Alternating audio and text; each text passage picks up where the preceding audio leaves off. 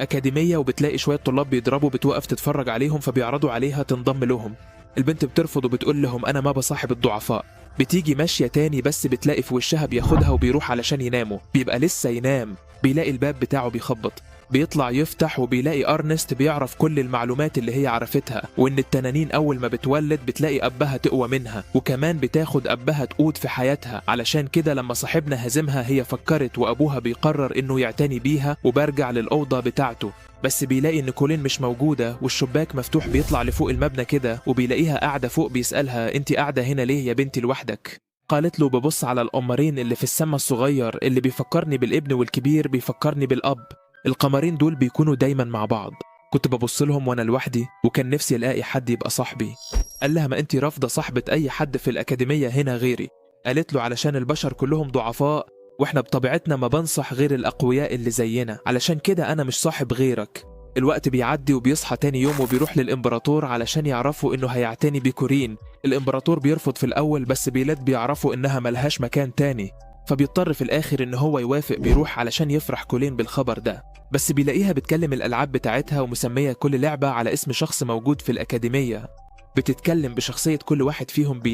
بيلاحظ إنها تعرف ناس وهو ما يعرفش إنها موجودة أصلا في الأكاديمية، فبيروح يقعد مع أرنست وبيعرف إن كولين بتدور على أصحاب، بس الطبيعة بتاعتها بتمنعها من كده علشان هي ما بتعترف بالأشخاص اللي أضعف منها. أرنست بتقوله يبقى الحل بسيط، لازم كل الطلبة يهزموها علشان تعترف فيهم. بيروح تاني يوم لساحة التدريب وبيطلب من كل اللي موجودين يساعدوه ويدخلوا قتال مع كولين، وكمان عايزهم يهزموها. بيقولوا له ان هي قوية وهم مش هيقدروا عليها خالص. الواد بيقعد على الارض كده وبيترجاهم، هي كمان بتترجاهم، وبيوصل كل الطلبة بتاعة الصف الاعلى بيطلبوا منهم نفس الطلب وبيوافقوا كلهم. تاني يوم بيروحوا على ساحة التدريب وبتتحول لهيئة التنين، بتطلع انفاسها النارية وبتقول لهم انا هعرفكم انا ابقى مين. كلهم بيهربوا بس أرنست بتواجه ضربات ناحية كولين، بتقول لهم يوقفوا اللي هم بيعملوه ده. بيفتكروا التدريب بتاعهم وبالفعل بيسمعوا الكلام. بيروحوا يهجموا على كولين وينظموا الصفوف بتاعتهم. بس على مين يا صاحبي؟ كولين بتحرك الديل بتاعها بس بتطير من مكانهم. بيرجعوا يجمعوا نفسهم تاني وبيهجموا بالسهام والهجمات السحرية من كل مكان، بس ده ولا بيأثر فيها. كولين بتتعصب وتخبط بزيلها تطيرهم تاني، والشكل القتال ده مش هيبقى سهل زي ما هم كانوا فاكرين. المعالجة اللي معاهم بتحاول تعالج المصابين بس بيكون عددهم كبير جدا. كولين نازلة طحن في الكل. أرنست وصوفي بيستغلوا الموقف ده وبيهجموا عليها. صوفي بتخبط في وشها وأرنست بتستخدم السيف بتاعها وبتصيبها في كل جسمها. المكان كله بيبقى دخان وما بتكونش شايفة بتقع في الفخ اللي هم عاملينه ليها. بيكونوا حفروا حفرة كده علشان يوقعوا. ليه هو اللي حفر الحفرة دي أثناء المعركة؟ وكل ده كانوا بيكسبوا وقت مش أكتر. كل الطلبة بيتجمعوا وبيروحوا علشان يهجموا عليها. بتحاول إنها تدافع عن نفسها باستخدام أنفاسها النارية. أرنست ما بتدي لها فرصة وبتستخدم السيف بتاعها وبتهجم عليها، وبتدي أمريلو يهجم عليها هو كمان، بس جلدها بيكون صلب جدا وما بيقدروش يخترقوه. بتستخدم الأجنحة بتاعتها علشان تطير، بس أرنست بتلحقها قبل ما تطير وتخبط تتوقعها فتستخدم قوة التلاعب بالجاذبية وتضاعف وزن قبضتها مليون مرة. بتهاجم بيها على كولين وبترجع مرة تانية في الأرض. بليط بيقول لأرنست إن دي فرصتهم الوحيدة بالفعل. بتجمع كل قوتها وزمايلها بيمدوها بالقوة بتاعتهم من خلال قنوات الطاقة. بتجهز هجمتها وبتوجه ناحية كولين، بتدمر المكان كله. بترجع كولين بشرية مرة تانية وبتعترف بهزيمتها وبتقرر تصاحب كل اللي موجودين في الأكاديمية. الوقت بيعدي، الإمبراطور بيصلح كل اللي اتدمر في المكان. بيكون جايب جهاز جديد علشان يساعد الطلبة في التمرين على القتال، والجهاز ده زي الواقع الافتراضي كده، يدخلوا جواه ويتقاتلوا كأنهم في الحقيقة. في الوقت ده بيبقى أصحابنا قاعدين ياكلوا، وبلاحظ بليد إن أرنست متغيرة. بيقولها أنت تخنتي شوية ولا إيه؟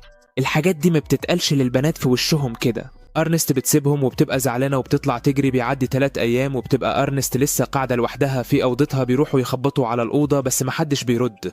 شيكا بتستخدم السلاح ده وبتفتح الباب. بيدخلوا لجوه وبيلاقوا أرنست قاعدة تعيط، بس ثانية دي ما بتعيطش ولا حاجة، دي عمالة تاكل. بيقولوا لها إنها لازم تبطل أكل علشان كده مش هتعرف تقاتل. قالت لهم خلاص من بكرة دايت ورياضة، بس سيبوني أخلص شوية الحلويات دي. الواضح كده إن مفيش فايدة خالص. بالفعل بيبدأوا تاني يوم التمارين من أول اليوم لآخره، وبيعدل لها نظامها الغذائي وبيجربوا معاها كل الطرق بس مفيش فايدة. أول ما بتطلع على الميزان بتكسره. بتروح لساحة التدريب تاني يوم وبتقرر إنها تعمل حاجة يمكن تنفع. بتدي سيف لبليض وبتطلع السيف بتاعها. قالت له لو حصل لي حاجة دمر الشيطان اللي هيخرج بتبعد عنه كده وبتفعل دايرة سحرية وبتدي أمر للشيطان اللي موجود جوه السيف إنه يتخلص من وزنها الزايد، بالفعل بتنجح إنها تتخلص من وزنها. بس بعد كده بيستحوذ الشيطان عليها، بيغير هيئتها وبتروح علشان تهجم على أصحابها. بس بليد بيستخدم قوته، بيقدر يوقفها عند حدها وبترجع تاني لطبيعتها. الكل بيبقى فرحان علشانها. بيروح بعد كده بليد للطبيبة وبتعرف إنه قوته اتحسنت ووصلت ل30%. بيقول لها يعني دلوقتي أقدر أستخدم قوتي كلها؟ قالت له لا طبعا، لو استعملت أكتر من 30% هتموت على طول. بيسيبها وبيطلع لبرا كده وبيقابل كلير في سكته، بيكون معاه البنت دي واللي اسمها ماريا. بيقول لها أيوة أنا عارفها، دي اللي كانت بتساعدنا لما كنا بنقاتل، وكانت طول التدريب عمالة تقع وتطلق هجمات غلط على زمايلها في قلب القتال. كلير بتقول له كفاية، خلصت على البنت، المهم هي عايزة مساعدتك. قال لها هي عايزة مساعدة مني أنا. ماريا بتقول له أيوة أنا عايزاك تخلص عليا. قال لها أنت عايزاني أخلص عليك إزاي يعني؟ بتقول له مش ده قصدي، أنا أقصد لو فقدت السيطرة على نفسي اتخلص عليا على طول، بنعرف إنها مش بشرية عادية. بيقول لها بليد أنا كنت حاسس إن أنت شيطانة ليلية. قالت له أيوة، في شخص جوه جسمي بقوة مخيفة ومبقدرش أتحكم في قوتي ومبقدرش أتحكم في قوتي من ساعة ما ساعدتهم يقتلوا كولين، ولو مساعدتنيش الوحش اللي جوايا هيخرج ومش هتعرف تسيطر عليه. أنا ماليش مكان تاني غير الأكاديمية. روحه ده بعد ما أبويا وأمي ماتوا بتصعب عليهم كده وبيوافقوا يساعدوها على طول، بياخدوها بعد كده على ساحة التدريب. وبليد بيفعل الحاجز السحري، بيجهز كل حاجة وبيطلب منها تحرر قوتها كلها. البنت بتبقى رافضة في الأول، بس بليد بيطمنها وبيقول لها إن هم جنبها لو حصل أي حاجة لينقذوها مهما حصل. هو عمل كده مع إرنست قبل كده. قالت لهم بس أنا خايفة المكان كله يتدمر أو أنتوا يحصلكم حاجة بسببي. إرنست بالطبع تسمع كلام البنت، بتوافق وبتبدأ تحرر قوتها وبتخلع الأدوات اللي بتساعدها في ختم القوة دي. أول ما بتكسر آخر جزء بتطلع قوة جبارة بتطير كل اللي في المكان. ماريا بتتحول لبنت تانية خالص، ساعتها بيكون اسمها ماو وبيظهر على وشها الشعر الشيطاني. يا حلاوة، دي طلعت بنت ملك الشياطين. إرنست بتفعل قوتها كلها وبتروح تهجم عليها، بس ماو بتطير من ضربة واحدة. ليو بيروح هو كمان بس بيطير قبل ما يوصل. سوفيت تحاول تروح عليها وبتستخدم قوة البطل وتثبتها في الأرض. ولين بقى بتجهز هجمة نارية وبتوجه ناحيتها، بس كل ده من غير أي فايدة. بتجمع الهجمة كلها وبترد على كولين وبتكسر أجسامهم. كلهم بيبقوا جاعين على الأرض وما عادش فاضل غير بليس بيطلع سيفه وبيروح يهجم عليها، بس هجمته بتبقى ضعيفة جدا. بتقول له أنت بتعمل إيه ده؟ أنت اللي خلصت على أبويا. معقولة أبويا كان بالضعف ده؟ الواد بيعرف إنها اكتشفت حقيقته. بتقول له لو ما خلصتش عليا أنا اللي هخلص عليك. بتزقه تطيره لورا كده وبيروح يهاجم عليها شوية هجمات، بس برضه ما بتأثر فيها. بتقوله دلوقتي جه دوري بتهاجم عليه، فبيحاول يصد هجمتها بس سيفه بيتكسر. بعدها بتروح أورنست وتديله السيف بتاعها. الواد بيعمل مع السيف عقد مؤقت بيفعل كل واحد منهم قوته. ماو بتبقى فاكرة انها تعرف ترد الضربة، بس ده يا صاحبي قاتل الشياطين. هجمته بتبقى قوية جدا وبتكسر الدرع بتاعها، بتدمر الحلبة كلها حرفيا. بيقدر ان هو يهزمها وبيبقى فرحان ان محدش منهم مات. بعدها بيقع على الأرض ويغمى عليه، بيفوق وبيلاقي نفسه في المستشفى. وبتبقى الطبيبة خايفة عليه جدا علشان كانت فاكرة ان هو مات. الواد بيطمنها وبيقول لها ان هو لسه عايش. بيسألها بعد كده عن صحابه. بتعرفوا ان كلير بتعالجهم. بيسألها عن ماو، قالت له انها لسه عايشة.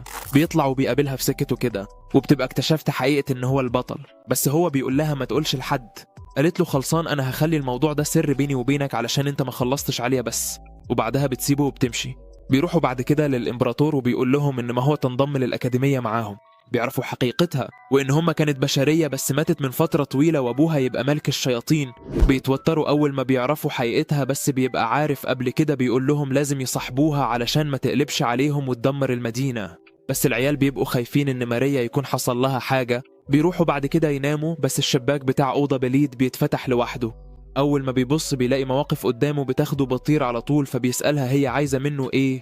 قالت له إنها عارفة حقيقته كلها. قال لها عرفت إزاي؟ الكلام ده كان من زمان. أنت كان عندك كام سنة ساعتها؟ قالت له الأسئلة دي ما بتتسألش للبنات، بس أنا هجاوبك. يعني أنا بدأت أكتسب وعي من 5 سنين، بس السنين مش مهمة، الوحش أسطوري. قال لها يعني عايزة إيه برضو؟ قالت له أنا عايزاك أنت علشان أنت السبب اللي مخليني قاعدة في الأكاديمية لحد دلوقتي. لازم أخلص عليكي وأخد بطاري. قال لها بس أنا دلوقتي ما أقدرش أستخدم غير 15% من قوتي. قالت له مفيش مشكلة، هستناك لحد ما تزود قوتك وبعد كده اقتلك علشان ما يقولوش بنت ملك الشياطين قتلت شخص ضعيف. قال لها بس الشياطين بيقتلوا الضعفاء عادي. ماو بتقول له في حاجة تانية ملعنة عن قتلك، وهي إن أنا بحبك. قال لها أنت بتقولي إيه؟ قالت له ما تقلقش، المشاعر ما بتقدرش تسيطر على الوحوش لفترات طويلة. السبب الحقيقي اللي مانعني عن قتلك هي السلسلة اللي مش قادر أخلعها بمزاجي، علشان ماريا بيقاوم جوه جسمي. بيسألها هي ماريا حصل لها إيه؟ قالت له ما تقلق،